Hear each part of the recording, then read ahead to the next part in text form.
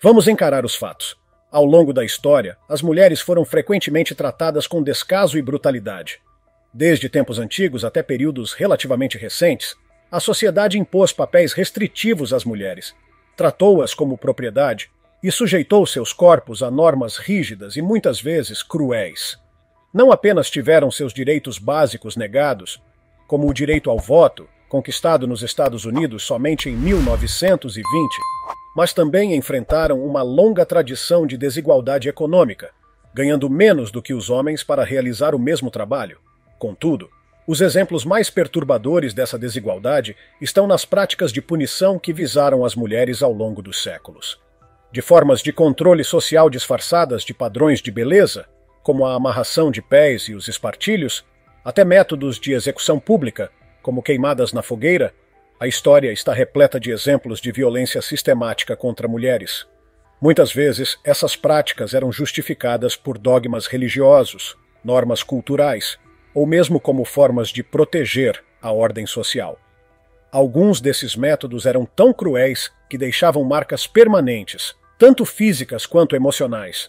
O sofrimento imposto não era apenas uma forma de castigar, mas também de reforçar a posição subordinada das mulheres e garantir que elas permanecessem dentro dos limites impostos pelas sociedades patriarcais.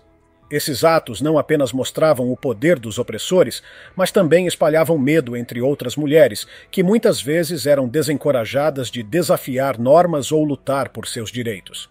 É importante destacar que muitos desses métodos de punição não são apenas histórias do passado. Em algumas partes do mundo, práticas igualmente cruéis ainda são aplicadas, refletindo como as desigualdades de gênero continuam profundamente enraizadas. Neste contexto, revisitamos os 10 métodos de tortura mais brutais infligidos às mulheres ao longo da história, não apenas para compreender a gravidade dessas práticas, mas para refletir sobre o impacto duradouro da violência de gênero e a importância de continuar lutando por igualdade e justiça. Número 10. A amarração de pés. A amarração de pés, também chamada de lótus dourado, foi uma prática tradicional na China que simbolizava beleza e status, mas trazia imenso sofrimento físico e psicológico para as mulheres. Originada por volta do século X, durante o reinado do imperador Li Yu da dinastia Tang, essa prática cruel tornou-se um marco cultural entre as elites, mas rapidamente se espalhou por todas as classes sociais. O processo de amarração começava em meninas muito jovens, normalmente entre os 4 e 5 anos, quando os ossos ainda estavam em formação. Seus pés eram mergulhados em água quente para amolecer a pele, cortavam-se as unhas até sangrar e, em seguida, quebravam-se deliberadamente os dedos menores para dobrá-los sob a planta do pé. Após isso, os pés eram fortemente amarrados com tiras de seda, que precisavam ser ajustadas regularmente para manter o tamanho reduzido. Essa prática era vista como uma maneira de preparar as meninas para o casamento, já que pés pequenos eram considerados altamente atraentes para os homens. Mulheres com pés deformados, conhecidos como pés de lótus, eram mais propensas a se casar com homens ricos, consolidando alianças entre famílias nobres. No entanto, as consequências físicas eram devastadoras: dores crônicas, infecções graves, dificuldade para caminhar e, em muitos casos, incapacidade permanente. Embora ativistas tenham iniciado campanhas contra a amarração no final do século XIX, a prática continuou, especialmente em áreas rurais. Mesmo após a proibição oficial em 1912, mulheres mantinham a tradição em segredo. Muitas dessas mulheres, agora idosas, compartilharam relatos sobre o trauma psicológico que carregaram ao longo da vida. A última mulher conhecida a ter os pés amarrados faleceu em 1957. Hoje, a amarração de pés é vista como um símbolo de opressão e submissão feminina. Museus e exposições sobre o tema trazem à tona a discussão sobre os limites entre tradição e violência, servindo de lembrete para que práticas culturais nunca sejam justificadas às custas da dignidade humana. Número 9. Espartilhos. Os espartilhos, peças de vestuário amplamente usadas na Europa por mais de 500 anos, tornaram-se um ícone tanto da moda quanto da opressão feminina. Criados inicialmente para moldar o corpo de acordo com ideais de beleza, os espartilhos evoluíram de simples peças de suporte a instrumentos que, em casos extremos, colocavam em risco a saúde das mulheres. Na Idade Média, peças similares aos espartilhos, chamadas stays, surgiram como forma de dar suporte ao busto e moldar a postura. Durante o Renascimento, especialmente na corte francesa de Catarina de Médici, os espartilhos passaram a ser exigência para mulheres da nobreza, muitas vezes acompanhados de rígidos códigos de vestimenta. Esse período marcou o início da associação dos espartilhos com status social e conformidade. Já no século XVIII, os espartilhos tornaram-se peças indispensáveis para alcançar a desejada silhueta de ampulheta, com cinturas extremamente finas. Para atingir tal efeito, as mulheres eram submetidas a apertos cada vez mais fortes, comprometendo a circulação sanguínea, deformando costelas e até deslocando órgãos internos. Relatos médicos da época descrevem casos de desmaios frequentes, problemas respiratórios e lesões permanentes causados pelo uso prolongado dessas peças. Por outro lado, algumas mulheres defenderam o uso de espartilhos, argumentando que eles representavam elegância e disciplina. Até hoje, debates sobre se os espartilhos eram uma forma de opressão ou uma escolha de estilo voluntária continuam dividindo opiniões. No século XX, com o surgimento de movimentos feministas, o uso de espartilhos foi amplamente criticado, visto como um símbolo de repressão. No entanto, versões modernas dessas peças, como cintas modeladoras e designs que priorizam conforto, continuam a ser utilizadas, especialmente na moda e no teatro. Essa peça histórica é mais do que um simples acessório de moda. Ela simboliza as pressões sociais exercidas sobre as mulheres e a constante busca pela adequação a padrões estéticos muitas vezes inatingíveis. Número 8. Cadeira de ferro. A cadeira de ferro, conhecida por seu design macabro, foi um instrumento de tortura projetado para infligir sofrimento extremo. O dispositivo consistia em uma cadeira coberta de espinhos metálicos, com compartimentos que podiam ser aquecidos, transformando o objeto em uma armadilha letal. Seu uso remonta à Idade Média, um período marcado por julgamentos severos e punições públicas. Mulheres acusadas de adultério, feitiçaria ou outros crimes morais eram frequentemente obrigadas a sentar-se na cadeira enquanto eram interrogadas ou torturadas para confessar. Cada movimento resultava em ferimentos graves, já que os espinhos perfuravam a pele e, em muitos casos, causavam sangramento fatal. Além disso, os compartimentos sob a cadeira podiam ser aquecidos por carvão ou fogo, aumentando o sofrimento da vítima. Relatos históricos sugerem que algumas vítimas eram obrigadas a permanecer sentadas por horas ou até dias, com a intenção de prolongar a agonia.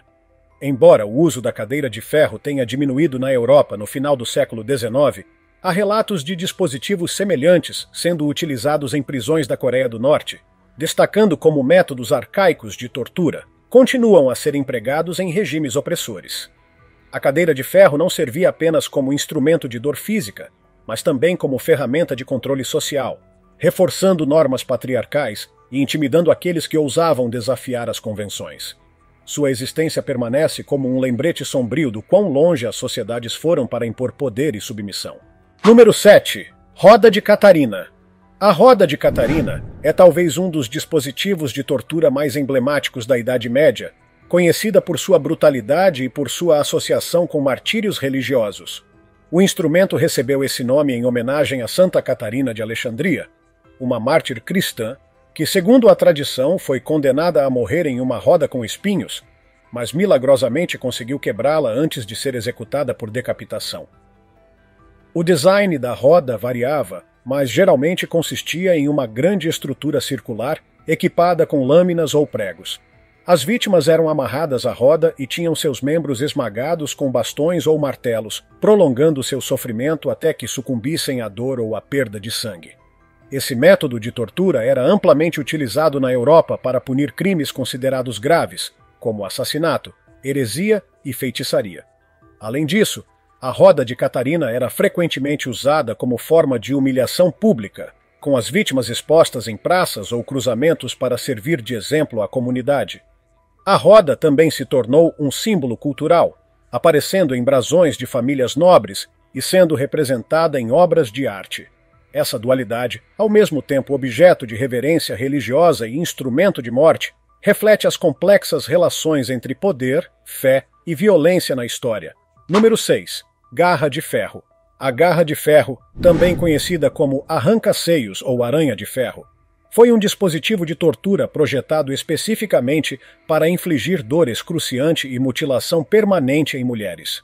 Sua construção consistia em garras de metal afiadas, que, em algumas versões, podiam ser aquecidas ao rubro antes de serem utilizadas. O propósito desse instrumento era explícito: punir mulheres acusadas de adultério, blasfêmia ou, em muitos casos, simplesmente por desafiar as normas sociais da época. Mulheres solteiras grávidas, consideradas uma afronta à moralidade, também eram alvos frequentes. O processo era brutal. As garras eram pressionadas contra os seios da vítima, muitas vezes resultando na completa mutilação dos tecidos. Em alguns relatos, as garras eram usadas para literalmente arrancar partes do corpo, deixando cicatrizes permanentes que serviam como uma marca visível de vergonha e submissão. A garra de ferro simbolizava o controle extremo exercido sobre os corpos das mulheres. Sua função não era apenas causar dor física, mas também humilhar e desumanizar. Isso reforçava normas patriarcais que colocavam o comportamento feminino sob vigilância constante, enquanto os homens, na maioria das vezes, não enfrentavam punições semelhantes. Embora sua utilização tenha sido mais comum na Europa medieval, a ideia de mutilar mulheres como forma de controle persiste em práticas contemporâneas, como a mutilação genital feminina, que ainda é realizada em algumas partes do mundo. Esses atos destacam como o controle sobre o corpo feminino tem sido historicamente usado como uma ferramenta de opressão. Hoje, o legado da garra de ferro é amplamente discutido em museus e exposições históricas, servindo como um lembrete sombrio dos extremos a que as sociedades foram para manter normas patriarcais e reprimir as mulheres. Campanhas de direitos humanos buscam conscientizar sobre essas práticas, enfatizando a importância de proteger os direitos das mulheres contra qualquer forma de violência. Número 5. Apedrejamento. O apedrejamento, ou lapidação, é uma das formas mais brutais de execução, caracterizada por sua crueldade coletiva e impacto simbólico. Nesta prática, a vítima é condenada a ser atingida por pedras arremessadas por uma multidão, até que seus ferimentos sejam fatais. Diferente de outros métodos de execução, o apedrejamento envolve a participação ativa da comunidade, o que muitas vezes serve para legitimar a punição. A origem do apedrejamento remonta a códigos legais antigos, como o Código de Hammurabi, da Babilônia, e textos religiosos do Antigo Testamento. Durante séculos, a prática foi usada para punir crimes considerados graves, como adultério, blasfêmia e desobediência aos pais. Apesar de muitos considerarem o apedrejamento uma prática obsoleta, ele ainda é usado em algumas nações, como Arábia Saudita, Irã, Somália e Sudão, geralmente baseado em interpretações estritas da lei islâmica. O processo de apedrejamento é deliberadamente lento. As vítimas são enterradas até a cintura, mulheres, ou até o peito, homens, para limitar seus movimentos. As pedras usadas são cuidadosamente selecionadas para garantir que sejam grandes o suficiente para causar dor, mas não tão grandes que levem à morte rápida. Este nível de detalhe revela a intenção de prolongar o sofrimento da vítima, tornando o ato ainda mais cruel. Além de sua brutalidade física, o apedrejamento é profundamente simbólico. Ele reforça normas patriarcais, já que as mulheres são desproporcionalmente afetadas. Em muitas sociedades onde o apedrejamento ainda é praticado, mulheres acusadas de adultério enfrentam julgamentos severos, enquanto os homens frequentemente escapam ilesos. A comunidade internacional, liderada por organizações como as Nações Unidas e a Anistia Internacional, condena veementemente o apedrejamento.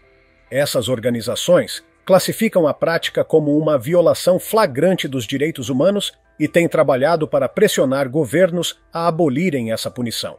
Apesar disso, a luta contra o apedrejamento enfrenta desafios significativos. Em regiões rurais ou conservadoras, onde as tradições têm forte influência, o apedrejamento é frequentemente usado como ferramenta de controle social.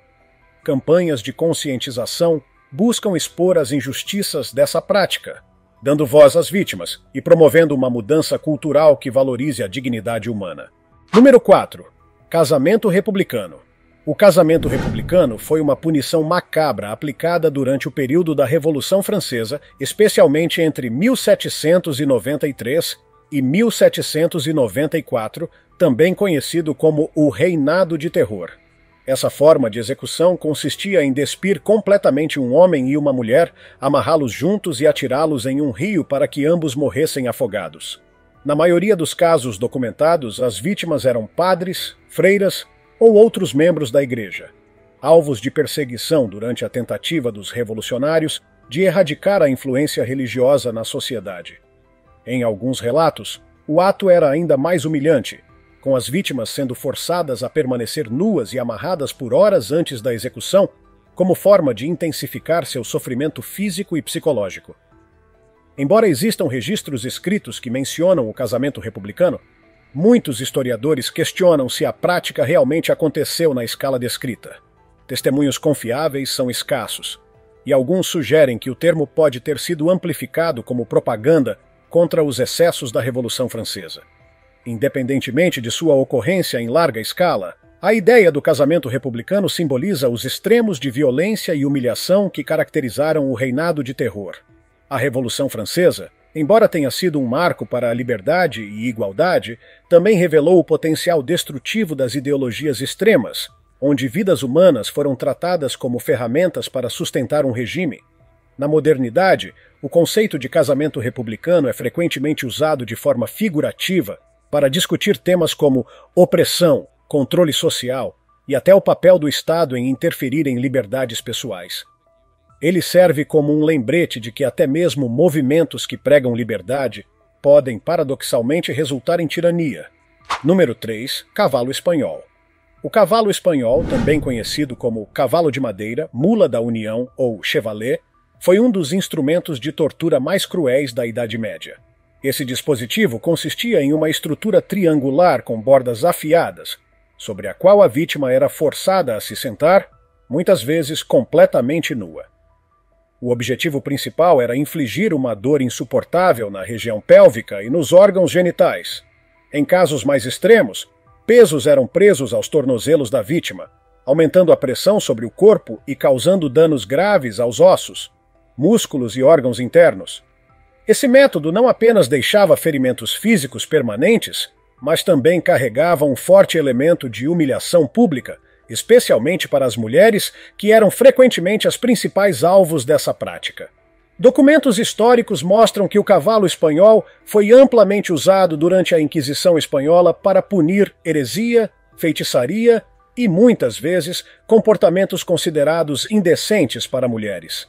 Além disso, esse método de tortura era usado como forma de intimidação, mostrando o poder absoluto da Igreja e do Estado. O processo era deliberadamente lento e doloroso. A vítima era posicionada sobre a estrutura triangular, que frequentemente era equipada com pregos ou pontas metálicas para aumentar o sofrimento. Os pesos adicionados aos tornozelos podiam levar à ruptura de músculos e ligamentos, além de danos fatais a órgãos internos. Em algumas ocasiões, a vítima era exibida publicamente, aumentando sua humilhação e servindo como exemplo para intimidar outros possíveis infratores. Curiosamente, dispositivos semelhantes ao cavalo espanhol foram usados em outras partes do mundo, como nos Estados Unidos, contra escravizados libertos após a Guerra Civil. Este fato evidencia como práticas de tortura eram frequentemente reaproveitadas ao longo da história para manter o controle social e político sobre grupos marginalizados. Hoje, o cavalo espanhol é uma lembrança sombria dos extremos a que as sociedades podem chegar para impor poder e subjugação. Historiadores e ativistas usam relatos sobre esse instrumento para destacar a importância da defesa dos direitos humanos e da abolição de todas as formas de tortura, mostrando como práticas desumanas ainda podem encontrar eco em regimes autoritários. Número 2. Pera da Angústia. A pera da angústia, também conhecida como pera de metal, foi um instrumento de tortura amplamente associado aos julgamentos de mulheres durante a Idade Moderna, entre os séculos XIV e XVIII. Este dispositivo metálico em forma de pera era inserido em um dos orifícios do corpo, geralmente na boca, vagina ou ânus, e ao ser acionado expandia-se, causando danos severos. O mecanismo da pera da angústia era relativamente simples, mas devastador.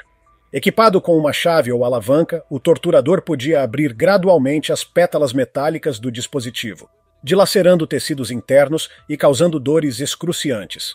Em algumas versões, a pera era equipada com pontas afiadas ou pregos para aumentar ainda mais o sofrimento. Embora frequentemente associada à punição de mulheres acusadas de feitiçaria ou adultério, relatos históricos também indicam que a pera era usada contra homens suspeitos de homossexualidade ou heresia. No entanto, as mulheres eram desproporcionalmente alvo desse método, refletindo as normas misóginas da época que visavam controlar e punir seus corpos de forma particularmente violenta. Alguns estudiosos questionam a autenticidade da ampla utilização da pera da angústia, sugerindo que ela pode ter sido exagerada por relatos posteriores ou associada a lendas urbanas. Apesar disso, exemplares do dispositivo estão em exibição em museus europeus, onde são apresentados como artefatos históricos que representam a brutalidade da tortura medieval. Mesmo que o uso da pera da angústia tenha desaparecido, sua simbologia permanece relevante. Ela serve como uma metáfora poderosa para o controle dos corpos das mulheres ao longo da história, desde práticas de mutilação genital até formas modernas de opressão física e psicológica. Hoje, a discussão em torno da pera da angústia se concentra na necessidade de entender como as sociedades legitimaram a violência contra mulheres e outros grupos vulneráveis. A educação sobre esses dispositivos é essencial para garantir que tais atrocidades nunca sejam repetidas, promovendo uma sociedade que respeite a dignidade e os direitos humanos. Número 1. Queimadas na fogueira. A prática de queimar pessoas na fogueira é uma das formas de execução mais antigas e notórias, com registros que remontam à Babilônia, no século XVIII a.C. Ao longo da história, esse método foi usado em diferentes culturas e contextos, incluindo o Egito Antigo, Roma, Europa medieval e mais tarde nas Américas coloniais. A execução por fogo era frequentemente reservada para crimes considerados graves, como heresia, feitiçaria ou adultério. O ato de queimar alguém vivo tinha um significado simbólico poderoso, visto como uma forma de purificar a alma da vítima e livrar a sociedade de influências malignas. Entre os casos mais famosos de execução na fogueira está o de Joana d'Arc, a heroína francesa que foi condenada por heresia e queimada em 1431. Sua morte, amplamente documentada, exemplifica como a fogueira era usada não apenas como punição, mas também como uma ferramenta para intimidar e silenciar figuras desafiadoras. Curiosamente, no contexto dos julgamentos de bruxas em Salem, nos Estados Unidos, nenhuma mulher foi queimada na fogueira, um equívoco comum. As condenadas, na verdade, foram enforcadas. No entanto, na Europa, a prática foi amplamente utilizada durante os séculos XVI e XVII, especialmente durante a caça às bruxas, quando milhares de mulheres foram acusadas e executadas com base em provas frágeis ou histeria coletiva. O processo de execução variava. Em alguns casos, a vítima era amarrada a uma estaca e cercada por lenha, que era incendiada gradualmente. Em outros, sacos de pólvora eram amarrados ao corpo para acelerar a morte, embora isso nem sempre funcionasse de maneira eficaz. Relatos históricos falam de execuções em que as vítimas eram estranguladas antes de serem queimadas, uma tentativa de piedade que raramente era concedida. A prática começou a declinar com o Iluminismo, quando novas ideias sobre justiça e direitos humanos surgiram. Filósofos e juristas passaram a questionar a moralidade de métodos brutais de execução, levando à abolição gradual da pena de morte em muitas partes do mundo. Hoje, a queima na fogueira é lembrada como um símbolo das trevas da ignorância e do fanatismo, um exemplo claro de como o medo e a intolerância podem levar a atos de extrema crueldade. Sua história nos desafia a refletir sobre os erros do passado e a garantir que os direitos humanos sejam sempre protegidos, independentemente das circunstâncias. Esses 10 métodos de tortura representam apenas uma fração das inúmeras formas de violência que as mulheres enfrentaram ao longo da história. Eles são um reflexo da opressão institucionalizada que persistiu por séculos e que, de certa forma, ainda encontra ecos no presente. Desde a brutalidade física até a humilhação pública, essas práticas foram ferramentas poderosas para reforçar normas patriarcais e manter as mulheres em uma posição de submissão. No entanto, revisitar essas histórias também nos oferece uma oportunidade de aprendizado. Elas nos mostram os perigos de permitir que preconceitos e desigualdades continuem a existir sem serem questionados. Mais do que relatar os horrores do passado, Essas narrativas nos convidam a refletir sobre como esses sistemas de opressão foram construídos e, principalmente, sobre como podemos desmantelá-los. Hoje, embora muitos dos métodos descritos já não sejam usados, formas modernas de violência de gênero continuam sendo uma realidade para milhões de mulheres ao redor do mundo. Desde o tráfico humano até a mutilação genital, passando por discriminações mais sutis como a disparidade salarial e os estereótipos de gênero, a luta pela igualdade de gênero está longe de ser concluída. Mas há motivos para a esperança. Movimentos feministas, organizações de direitos humanos e ativistas têm trabalhado incansavelmente para expor as injustiças e lutar por um mundo mais justo e igualitário. Campanhas educacionais e discussões abertas sobre violência de gênero têm desempenhado um papel crucial para mudar mentalidades e desafiar normas prejudiciais. Olhando para o futuro, a luta por direitos iguais e contra a violência deve continuar. É essencial que as gerações futuras reconheçam os erros do passado para garantir que tais atrocidades nunca mais se repitam. Por meio da educação, do empoderamento feminino e da promoção de leis que protejam os direitos das mulheres, podemos construir uma sociedade onde todas as pessoas, independentemente de gênero, possam viver com dignidade e respeito. Esses 10 exemplos são um lembrete sombrio, mas necessário, da capacidade humana tanto para a crueldade quanto para a transformação. É nosso dever continuar lutando para que as histórias de opressão sejam substituídas por narrativas de igualdade, respeito e justiça. Afinal, somente encarando o passado podemos construir um futuro mais compassivo e inclusivo para todos.